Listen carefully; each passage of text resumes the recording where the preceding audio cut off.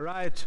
Welcome back, ladies and gentlemen. I've realized that we've gone through the program, and I know you've been seated where you are, probably in the office or at home or any other location that you are in, keenly tuning in to this amazing discussion that is currently ongoing. And I know we might be a little bit tired, and I want to ask you, wherever you are, just stand up, put your seat aside. Put your seat aside, all right? And just make sure that you have a little bit of room wherever you are, and our director is going to put a little bit of music so that now we can just enjoy ourselves and have a good time. At times, it's usually good to just make sure that the blood is flowing, that the lungs are having enough air, and that your heart is beating well. This is the Africa 4.0 Industry Forum, courtesy of CIO Africa. All right, Mr. Director, give us this nice jam so that we can be able just to make sure that we're getting the blood flowing.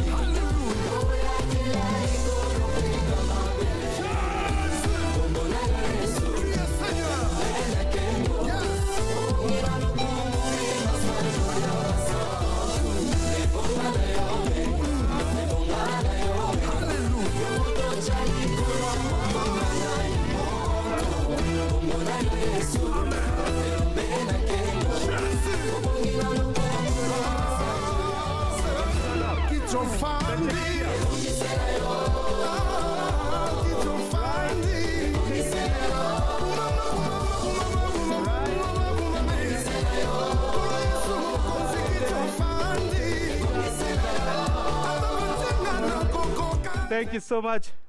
All right, welcome back, ladies and gentlemen. We want to go into a discussion on how we can be able to harness technology in various operations.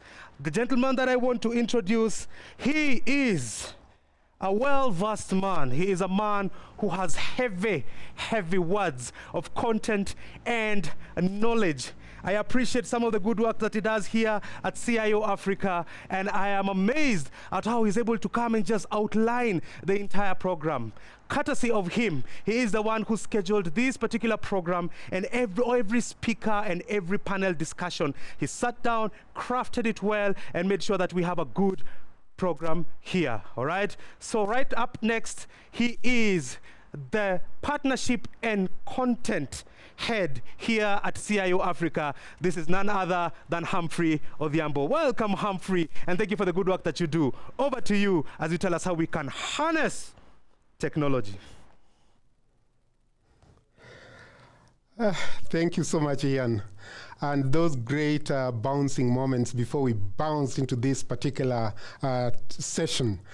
Ladies and gentlemen, thank you so much actually for sitting in there, following the sessions right from the morning hours, right through to this special panel discussion we are going to have this great morning, depending with where you are listening from.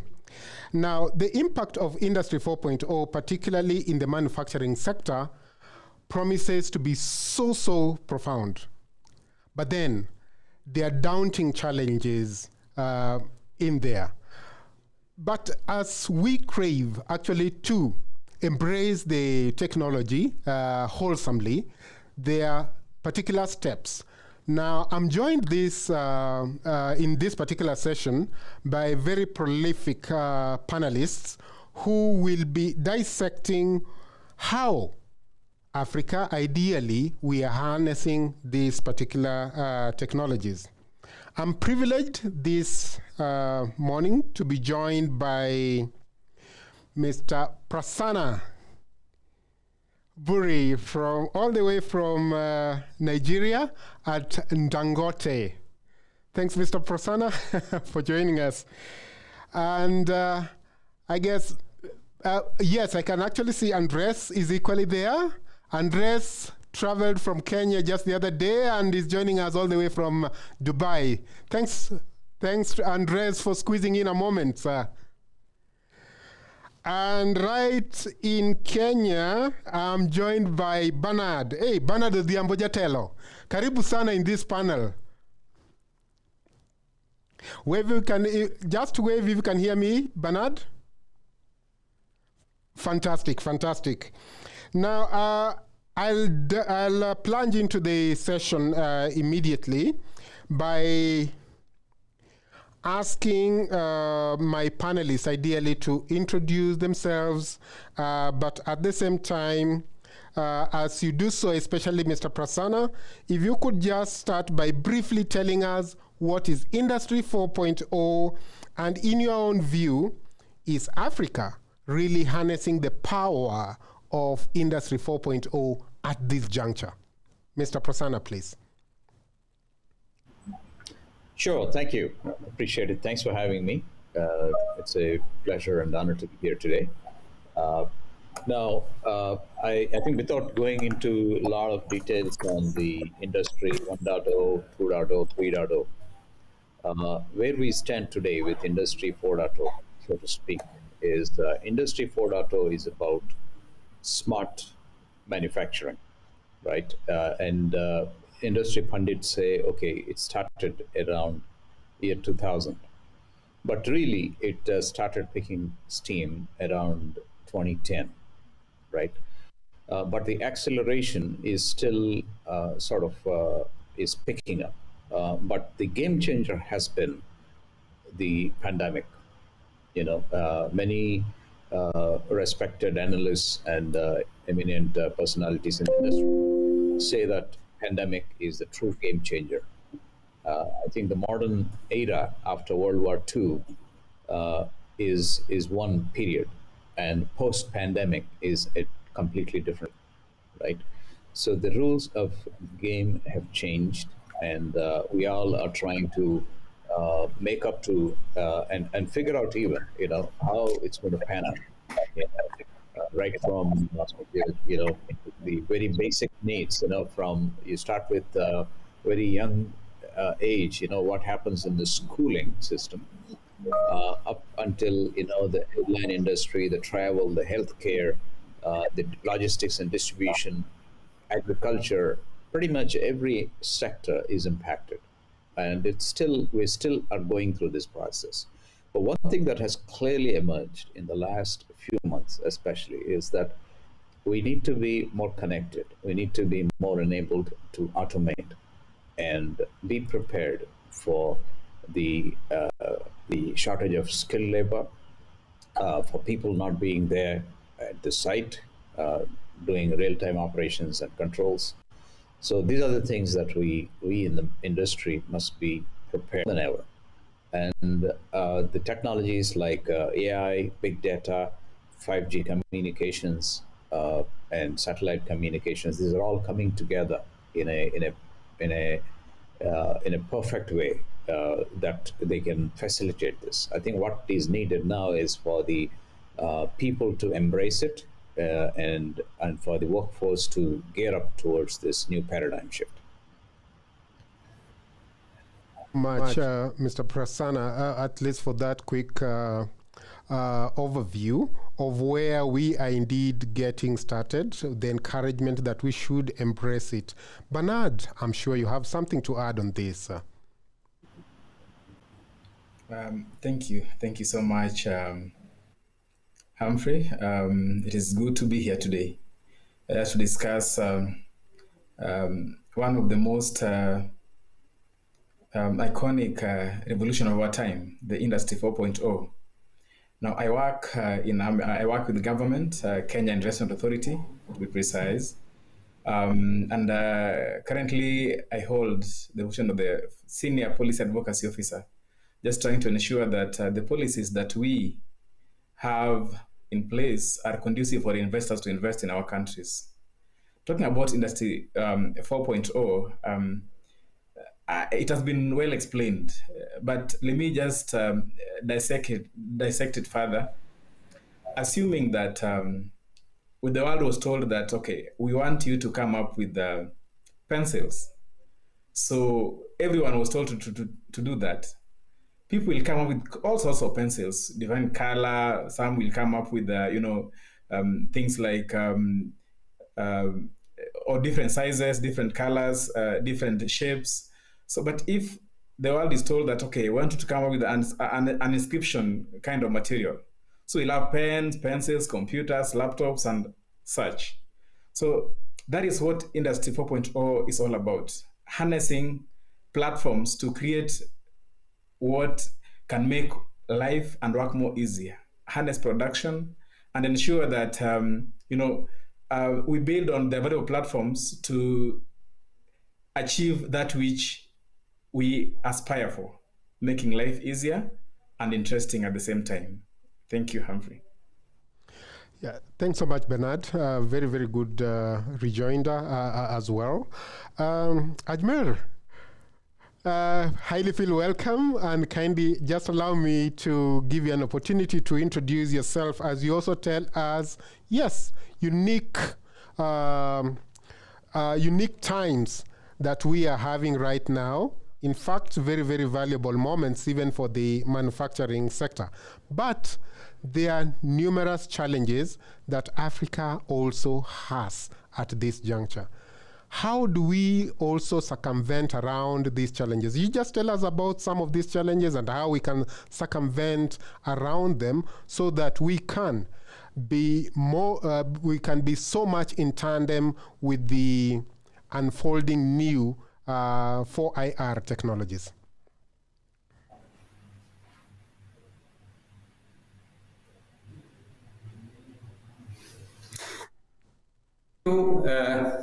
Thank you so much for this opportunity. Basically, what we see is that Africa in general, as on today, is a net importer of the technology and including machinery, and therefore we have a good chance to develop the local solutions, because we see that there is no suit that fits one size all. So here every customer has got a different requirement, every industry has got a different requirement, and every country has got different sets of scenario where these things need to be customized according to the local requirement.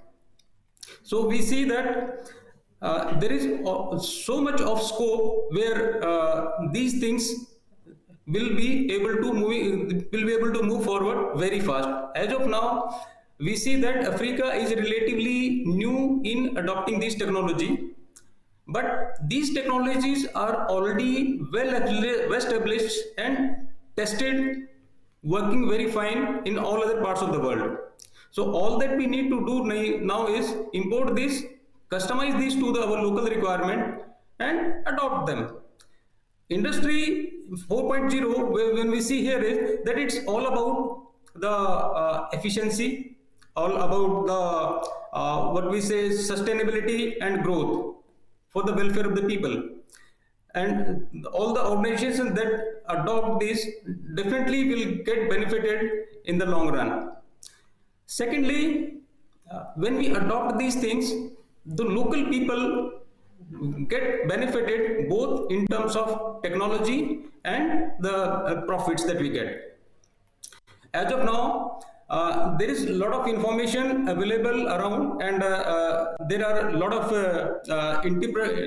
of new segments coming up, and new entrepreneurs, new system integrators who are very well connected with the OEMs, who can help you to grow. So I think it's a very in nascent stage where we have a lot of scope for the team to grow and benefit from these new chain technologies. Thank you. Excellent. Thank you so much, Adma. Andres, I'm sure there are numerous challenges as well that you could be having in mind. Just feel very free to share, just as an addition of what Adma has also enumerated to us, and possibly how we could also circumvent around these challenges. Feel very free, the rest of my panelists also, to chime in at this juncture. Well, I think when we talk about challenges, we need to first of all understand the differences between other countries and other continents where Industry 4.0 has been implemented and what we are doing in Africa. And when looking into that, I think we need to make sure that we can overcome those challenges with the right technology solution. And I think the challenges are very, very huge, to be honest, because we do not have the same infrastructure, for example, that we do find in Europe, for example. So when we are looking into how technology can support us, I think we need to first of all understand what all those kind of challenges are. And you said correctly, there are a lot of them. So, for example, let me just make an example here about supply chain and how it works potentially across the continent. I recently actually was driving a long journey between Nairobi and Juba in South Sudan, and the experience was a long trip at the border control, the customs, and so on. It's not fully integrated at all. I think that is a particular challenge where I think Industry 4.0, potentially blockchain technology, could potentially support a much faster logistics and therefore a much better supply chain, and it would also allow the traceability of goods and so on. I think that would be one of the challenges that we see on the continent, and that would be potentially one technology from the Industry 4.0 aspect that could really support there. Another challenge is around data centers, and I think we all know that there are very well-established data centers already on the continent, but they're not everywhere in the continent. If we want to apply Industry 4.0 technologies like artificial intelligence to make decisions around production lines, for example, we have those decisions made fast. We need to make sure that those decisions are precise, and therefore I think one of the deployed are almost like edge data centers and so on, to make sure that we have the right technology at the right place and the right time. So I think those are just two aspects that I want to give, and out of experience, I think those are the two examples. One just recently happened to me, so I want to also give a bit of an interesting aspect. And I think we have the right person like now on the panel actually to talk about even about policy and those kind of aspects. So yeah, so just go back to the. Thank you very much. Very, very, very insightful, Andres. Bernard, I believe you have something from a policy perspective also to mention on this before I run to Prasanna.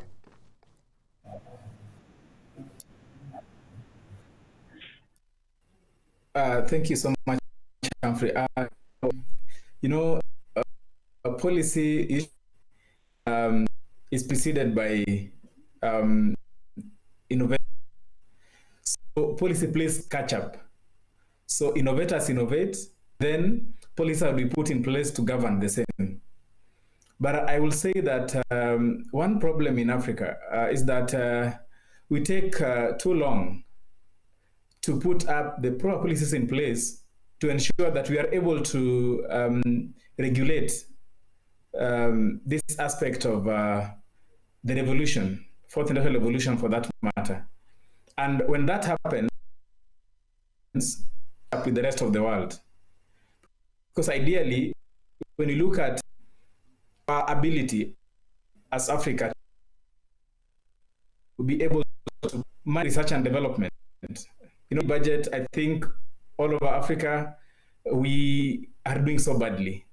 And that is the basis of innovation. Unless you can put something aside for research and development, you may not have much to celebrate. And we'll always be playing catch up. So if you could only have policies in place that would enable us to entice, you see, the technology owners, those who have got intellectual property rights, to come and set base in Africa, and ideally align them to our learning institutions, like the university technical institutions, whereby even our students who are coming up can be able to get a bit of the intellect that those industries or those companies can give. Then we'll be able to have that critical mass of human resource to take us to the next level. But without that policy intervention, in terms of maybe giving incentivizing the owners of technology, the owners of the industry, then we'll continue playing catch-up game. Yes, indeed, we shall continue playing the catch-up game. Bernard, we've just noted some lapses, particularly on your internet, but we'll move on as you'll be sorting that in a bit. Prasanna, please. Yes, we've been addressing issues that relate with the policies. Bernard has just articulated it very well that we are more or less playing a catch-up game. You have been in the industry for long. Now, how do we purpose, ideally, to capitalize on Industry 4.0, accelerate, and ultimately make an impact, particularly in Africa now?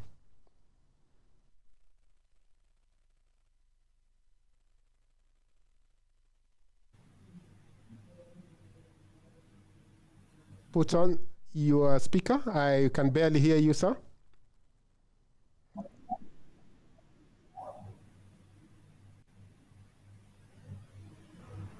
Sorry about that.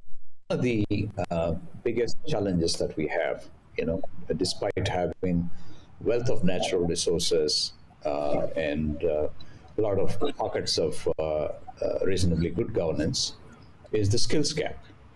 And many times, even the talent that we develop, we find that they are moving to greener pastures, which is a very big problem right now that we face in the continent.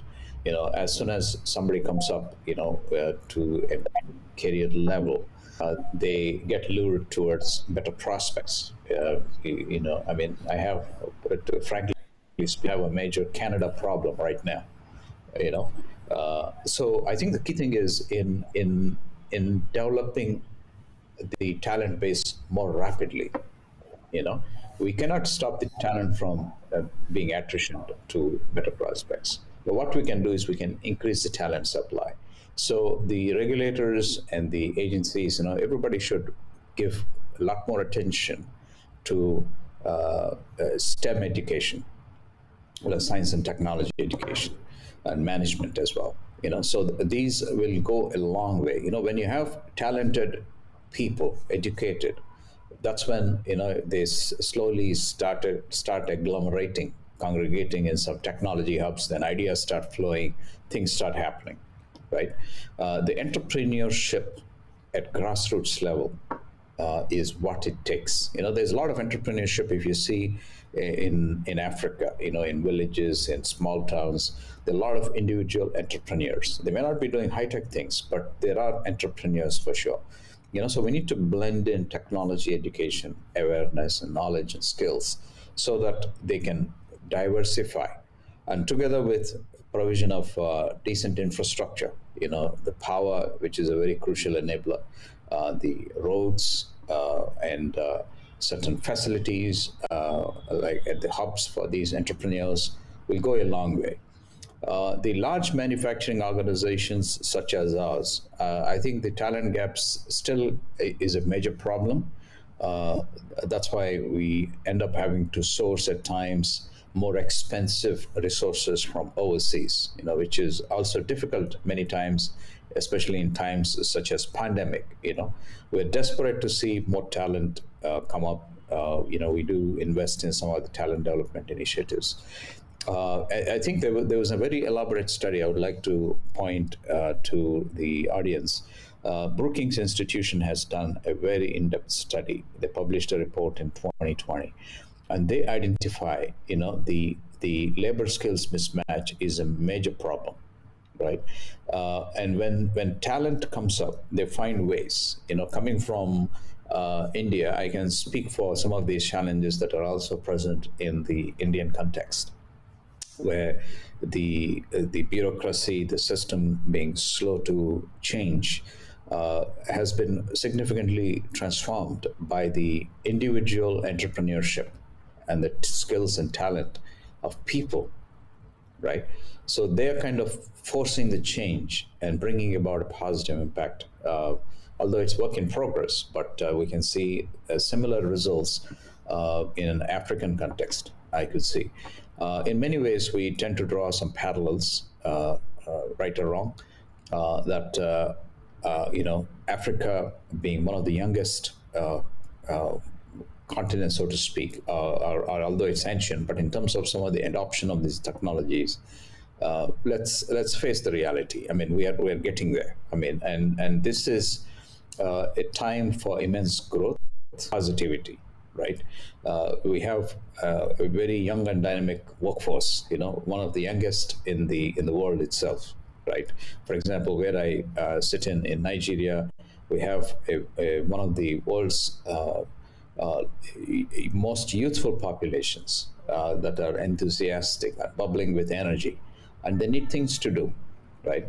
So these are some of the key enablers, besides technology. I mean, many times we find technology is not the real problem, for bringing about real impact, I mean, you talk about 5G. 5G is here. Talk about AI and machine learning. They are here. We talk about cloud and compute power, big data. All these services are available. Now you don't need to even worry about scaling them locally. You're talking about edge computing. You have very strong backend cloud computing infrastructure that is available across Africa nowadays.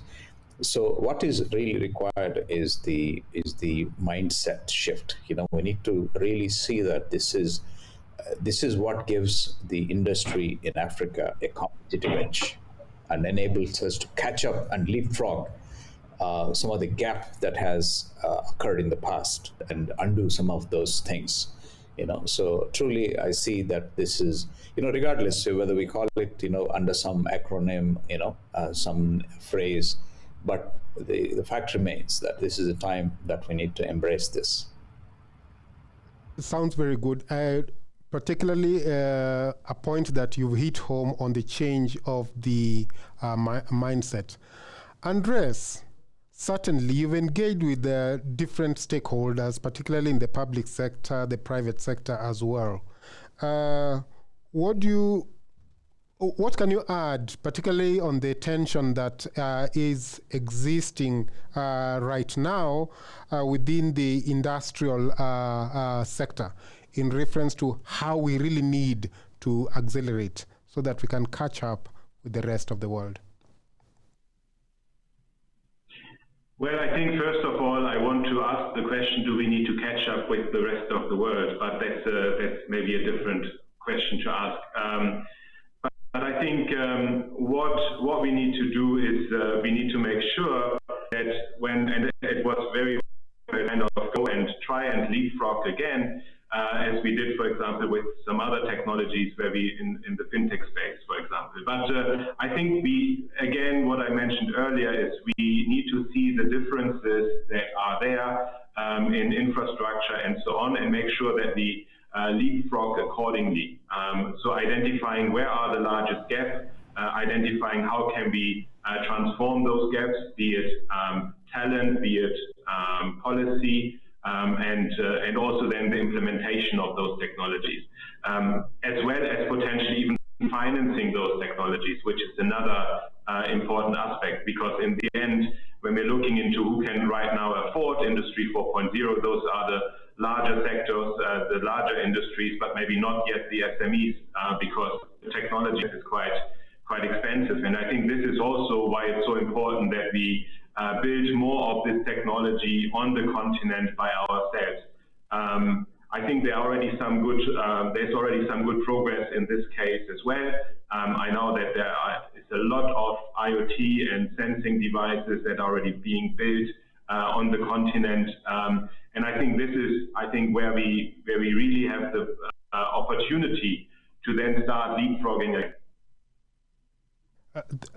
Thanks so much again, Andres. Very, very insightful, I must say. There's actually a particular question that is being routed to Ajma by one of those who are joining us. Ajma, kindly, how should Africa deal with the tension between the current low state of industrial development and poor infrastructure with the high requirements that are required in the digitalized economy? How should Africa deal with the tension between the current low state of industrial development and the poor infrastructure with the high requirements of digitalized economy? Yeah, thank you. I think this is the one of the most important questions that we are facing today. Poor infrastructure is, I think, something which is a barrier for the growth of the industry as well as the country overall. So first and foremost, I think number one, the government has to make policies to develop the infrastructure, because individuals can do in their own small domain, but government policies as a whole can influence the overall development of infrastructure. In addition to what government does, first of all the industries, all the people, all the factories, what we see is that infrastructure is the basis of the entire development. If we say talk about not only about industry 4.0, about IT, IoT, and the connected things that we talk about, it's all about the logistic management to workforce and the complete distribution network. But to start with, it has to be, we have to first set the industry, first has to set their in-house, in the say right position or right place. So to do that, first of all, they need to develop infrastructure within the organization, and that we know that all the industry 4.0 basis is the IT infrastructure. For all these things, IT is the platform.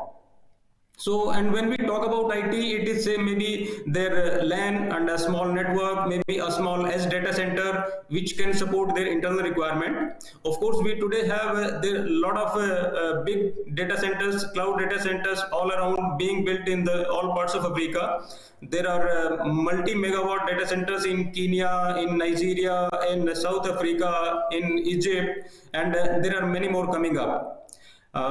But most of the processing and the exchange of information happens within the organization. So organization has to develop that kind of what we are today seeing as the growth is the edge data centers. So this is where they should be focusing on. Then it is their connectivity, that which connects them to the outside world.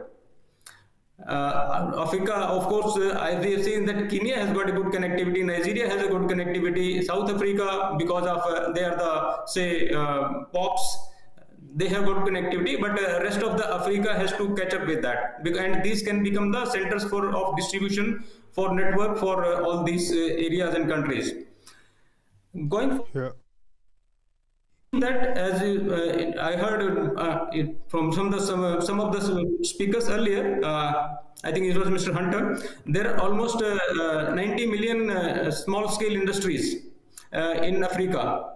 I have seen a good example of Singapore, where 99% of the industries are small-scale because it has got a very less space.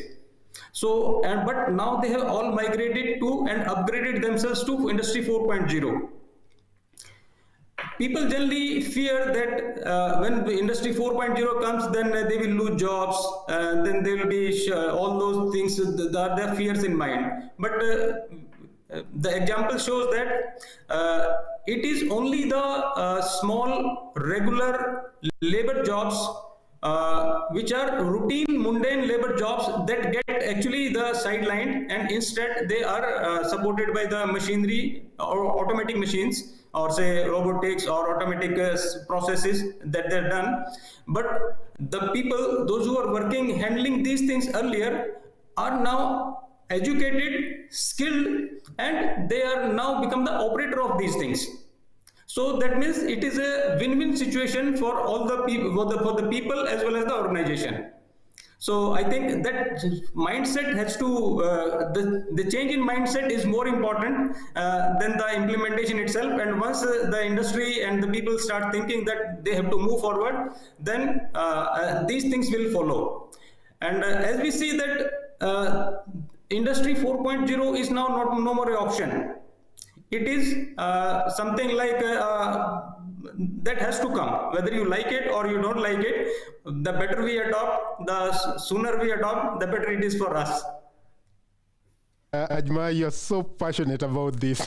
Indeed, whether we like it or not, we have actually to indulge in it. I'm actually being rushed now out of the studio, but not without giving you at least each one of you 29 seconds just to wrap up based on the theme line that we were discussing. May I start with Prasanna, please? Sure. Industry 4.0 requires a concerted effort by stakeholders. We need the industry, we need the regulators, we need the academic community. They all need to come together for a constructive discussion and engagement on how they can move. The talent gap is real, and that must be bridged. Africa stands to leap and gain significantly with Industry 4.0 technologies, with automation. We can plug some of the gaps that we have suffered from in the past, and this is a great equalizer. Technology. Just as they say, pandemic has been a great equalizer. The technology also is a great equalizer. Today, even if you go to remote parts of Africa, people are embracing, especially in financial services, apps, mobile phones. So that is a crucial first step, and that paves way for digital to consume and backwards the shop floor. So this is a great time, and thanks for having me. Thank you so much, Prasanna. Pandemic, a big equalizer. Technology, and equally an equalizer. Bernard? Yes, hello, Africa. One thing that I'd like to say is that the future is scary and fantastic at the same time. What does this mean? That humanity should be at the core of innovation. And it also means that the solutions that come with Industry 4.0 should be focused as making life better and businesses easier and more democratic. So one thing about Africa is that ideally, the traditional kind of jobs, as Andreas said, are going to,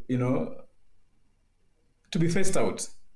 So we need to align our education system to a level whereby we may not fear about losing the jobs, but be more focused about gaining more quality jobs and with higher income.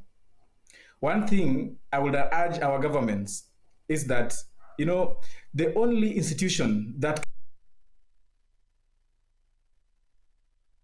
I think we are only being given 30 seconds at least to wrap up. Allow me just to give Ajma 15 seconds, which you can take advantage of before I pass it on to Andres, just to wind up, please. Yeah, thank you. There is a saying in Africa that every deer has to run faster than the fastest of lion, and every lion has to run faster than the slowest of the deer to see the end of the day. Here we see that basically it is survival of the fittest. If you do not upgrade yourself, very soon you will be obsolete. So to be in the market, you need to stay with the technology or stay ahead of the technology. And this here 4.0 certainly means efficiency, growth, and sustainability for the organization. I would just to add on that, I would say that Schneider has a separate vertical to cater to help people to develop their factories and organization on the 4.0. You can take advantage of it. And we have a set of very well-trained system integrators who will size up your requirement and help you to do the hand-holding to take you through this journey. Thank you. Thank you very much. It ties in very well with your tagline behind you, dare to disrupt. Andres, please, your closing remarks. And so I'll only give you 9 seconds. Okay, I'm just personally looking forward to grow together into the new Industry 4.0 on this continent. I'm really looking forward to that. So much. You couldn't beat those seconds better. And I must salute you all, my dear panelists. You've done extremely well. And I believe those of us who are following us throughout this session, you have actually given it a real insightful moment while engaging with the team. Thanks for the questions that you also sent through this afternoon. We really appreciate you. Signing off from the studio, it's me, Humphrey Odhiambo.